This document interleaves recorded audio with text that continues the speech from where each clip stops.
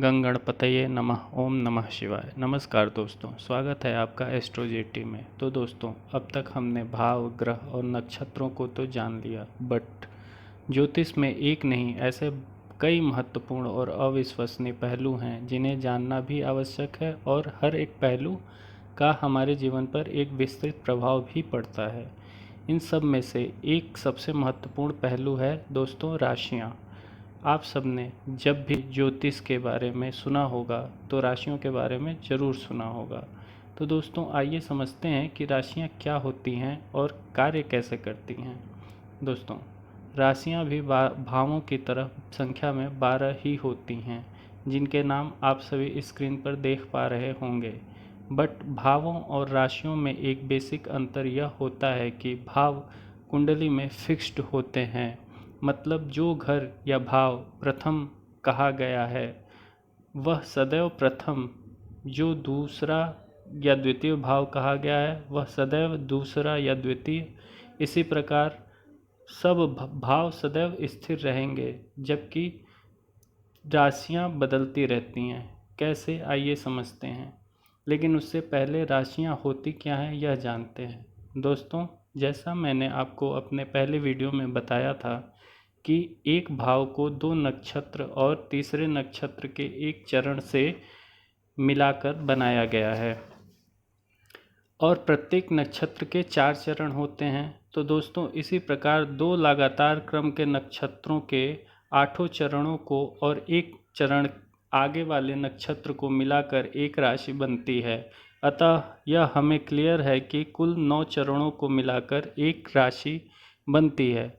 अब दूसरी राशि की बात करें तो तीसरे नक्षत्र के बचे हुए 3 चरण, उसके आगे के नक्षत्र के 4 चरण और उसके आगे के नक्षत्र के 2 चरण मिलाकर दूसरी राशि बनती है।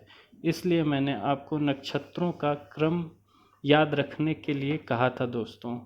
इसी प्रकार तीसरी, चौथी, पाँचवीं, छठवीं, सातवीं, आठवीं, नौवीं, 10वीं, 11वीं और 12वीं राशि बनती है, जिनके नाम हैं मेष, वृष, मिथुन, कर्क, सिंह, कन्या, तुला, वृश्चिक, धनु, मकर, कुंभ और मीन। वैसे तो ये राशियां अपने आप में बहुत विस्तृत उपक्रम है, और इनको आगे हम अपने वीडियो में पढ़ते रहेंगे अलग अलग करके। बट इनको कई कई कैटेगरी के अनुसार इनको बांटा गया है, जैसे तत्वों के आधार पर जल, पृथ्वी, वायु और अग्नि तत्व की राशियाँ, स्वभाव के आधार पर चर, स्थिर और द्विस्वभाव की राशियाँ। ये 12 राशियों की अलग अलग कह सकते हैं कैटेगरी है। अगर आप एक कैटेगरी को उठाएंगे, चर, स्थिर या द्विस्वभाव या स्वभाव का कैटेगरी, तो उसमें कौन कौन सी राशियाँ आती हैं। अगर आप तत्व उठाएंगे तो उसमें कौन कौन सी राशि आती हैं, ये देखना इम्पॉर्टेंट होता है दोस्तों। और सबसे बड़ी बात कि ये राशियां कार्य भी इसी आधार पर करती हैं। इसमें पुरुष, स्त्री यानी लिंग आधार पर भी राशियां होती हैं। किसी भी भाव में कोई भी राशि आ सकती है। जैसे आप समझिए, कुंडली में कौन सी राशि किस भाव में आएगी, यह डिसाइड होता है एसेंडेंट या लग्न से। लग्न उसे कहते हैं दोस्तों जो एक, जहाँ पर भाव एक लिखा हुआ है। मेरी पिछली वीडियो में आपने देखा होगा, और इस वीडियो के स्क्रीन पर भी आप देख रहे होंगे। जो पहला भाव है, जो पहला जहाँ पर एक लिखा है उसे पहला भाव कहते हैं। इस पहले भाव को में जो नंबर लिखा होगा वही उस भाव की राशि होगी।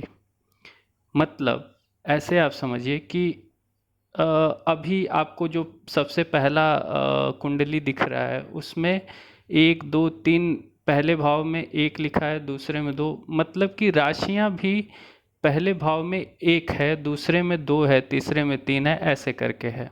लेकिन जब आप इसको ऐसे देखेंगे कि किस क्रम में कहाँ पे कौन सी राशि आनी चाहिए, ये डिसाइड होता है आपके लग्न से।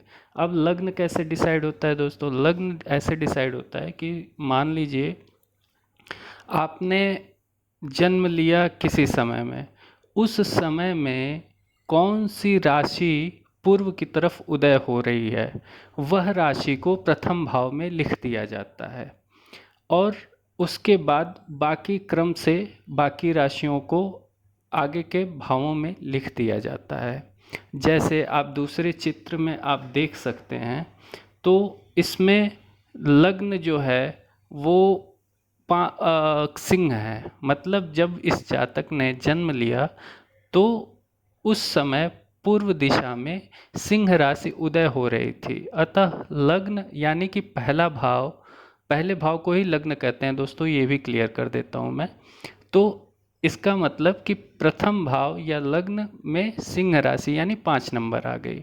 इसके बाद से सुई की विपरीत दिशा में, घड़ी की सुइयों के विपरीत दिशा में घूमते हुए 6, 7, 8 ऐसे करके 12 राशियां अंकित कर दी गई। अब मान लीजिए कोई जातक है, वह जब जन्म ले रहा है तो उस समय धनु राशि का उदय हो रहा हो पूर्व में, तो वहाँ पे हमें लग्न 9 लेना होगा। मतलब जो 9 नंबर की राशि है, जैसे मैंने क्रम हमेशा याद रखिएगा दोस्तों, जैसे मैंने अभी आपको राशियों का क्रम बताया, मेष, वृष, मिथुन, कर्क, सिंह, कन्या, तुला, वृश्चिक, धनु, मकर, कुंभ और मीन। तो उस क्रम में अगर 9 धनु देखेंगे तो 9वें नंबर पे आता है, तो इसीलिए लग्न में फिर 9 लिख दिया गया दोस्तों।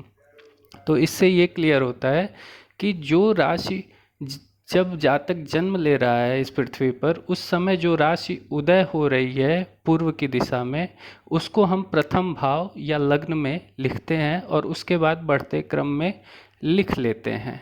तो इस प्रकार हमारी राशियां डिसाइड हो जाती हैं, लेकिन भाव हमेशा वही होते हैं, अर्थात प्रथम भाव, द्वितीय भाव, तृतीय भाव, चतुर्थ भाव, पंचम भाव, ऐसे करके सारे 12 भाव होते हैं दोस्तों।